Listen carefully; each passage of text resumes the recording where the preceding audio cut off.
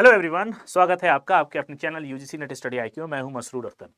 जैसा कि अभी हाल फिलहाल में अगर देखा जाए तो यूजीसी के तहत जो भी मसौदा आया है, जो भी अपॉइंटमेंट के लिए या फिर प्रमोशन के लिए, वाइस चांसलर की नियुक्ति के लिए, और इसने काफ़ी तहलका मचा के रखा है। और इसके साथ साथ ये मसौदा आया है और इसी के साथ साथ कुछ सारे भ्रम और मिसकंसेप्शंस भी यूट्यूब पे चल रहे हैं। बच्चों की तरफ से कुछ कमेंट्स भी मुझे ऐसे मिले हैं जिसकी वजह से आपके भ्रम को, आपके मिसकंसेप्शंस को दूर कर देना मेरी जिम्मेदारी है, क्योंकि यूजीसी ने भी इस मिसकंसेप्शन और इस भ्रम के लिए बहुत सारी बातें बताई हैं। ये आप मेरे साथ देख रहे होंगे। यूजीसी का ये 2025 का जो नोटिफिकेशन लागू किया गया था, ड्राफ्ट जो यूजीसी ने बनाया, मिनिमम क्वालिफिकेशन रखी भर्ती के लिए, नियुक्ति के लिए, और साथ ही साथ जो पदोन्नति के लिए रखी है, ये हमने डिस्कस किया था पिछली वीडियो में। लेकिन अभी यूजीसी ने या फिर हम ये कह सकते हैं कि जो यूजीसी की चेयरमैन है, उनकी तरफ से ये 4 नियम भी बताए गए हैं। इन 4 नियम से आपके कंफ्यूजन दूर हो जाएंगे। कौन से वो 4 नियम है, इसी पे आज हम चर्चा करने वाले हैं। अगर आप अभी तक हमारे चैनल को सब्सक्राइब नहीं किया तो प्लीज सब्सक्राइब कर लें, क्योंकि ऐसी न्यूज, अच्छी न्यूज, अच्छी अपडेट सबसे तेज आपको इसी चैनल पे मिलती है। ये आपको बिल्कुल पता है अच्छी तरीके से। तो पहली बात जो कंफर्म करने की है, यहां पे नेट अभी भी अनिवार्य है। फिर आप कहोगे सर आपकी बात में ही कॉन्फ्लिक्ट था, आपने पिछली वीडियो में कहा कि नेट अनिवार्य नहीं है, कोई भी बन सकता है। तो यहां पे थोड़ा टर्म एंड कंडीशन जो कि यूजीसी ने भी बताया है कि जो नॉन प्रोफेशनल कोर्सेज हैं, जो आपके नॉन प्रोफेशनल कोर्सेज हैं,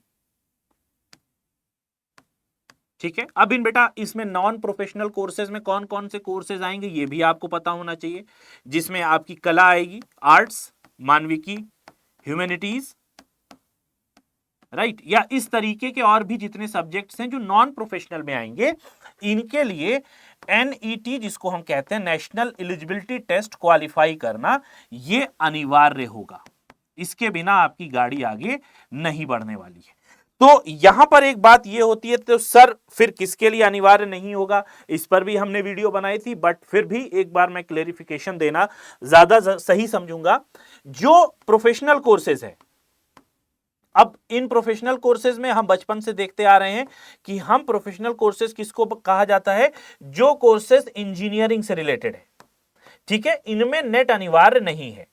और ये UGC chairman professor M Jagadesh Kumar ने भी ये बात कही है कि नेट अनिवार्य प्रोफेशनल कोर्सेज के लिए नहीं है। जो नॉन प्रोफेशनल कोर्सेज हैं, आर्ट साइड के हैं, सोशल साइंसेज हैं, ह्यूमैनिटीज हैं, उनके लिए आपको नेट कंपलसरी है। नेट की परीक्षा आपको देनी पड़ेगी और इसको क्वालिफाई भी करना पड़ेगा, ठीक है। ये बात समझ में आ गई। अब यहां पे जो नियुक्ति की बात करी गई है, उसमें 55% अंक आपका माना है, यानी ये जो प्रोफेशनल है इसमें आपका एमई, एमटेक जैसे कोर्सेज आएंगे, ठीक है। इसमें आपके 55% अंक होने चाहिए और आप डायरेक्टली फिर अप्लाई कर सकते हो किसके लिए, असिस्टेंट प्रोफेसरशिप के लिए, ठीक।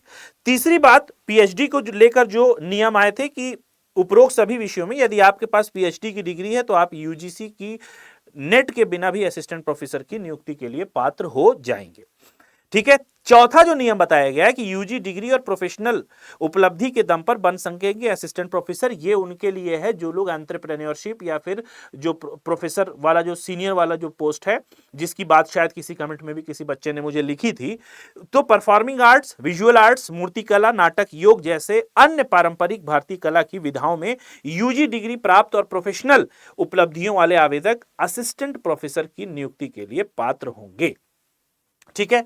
ये थी कुछ खास बातें, एक भ्रम था, और मेनली जो भ्रम, जो मिसकंसेप्शन बना हुआ था, चूंकि ये नेट के लिए हर आदमी बचना चाह रहा है कि नेट हमें ना देना पड़े, क्योंकि नेट का जो एक क्राइटेरिया है वो डे टू डे इसका कट ऑफ जिस हिसाब से बढ़ता जा रहा है, हम जाहिर है कोई भी बचना चाहेगा कि बिना नेट की अगर भर्ती मिल रही है तो क्या ही बुराई इसमें हो जाएगी, ठीक है।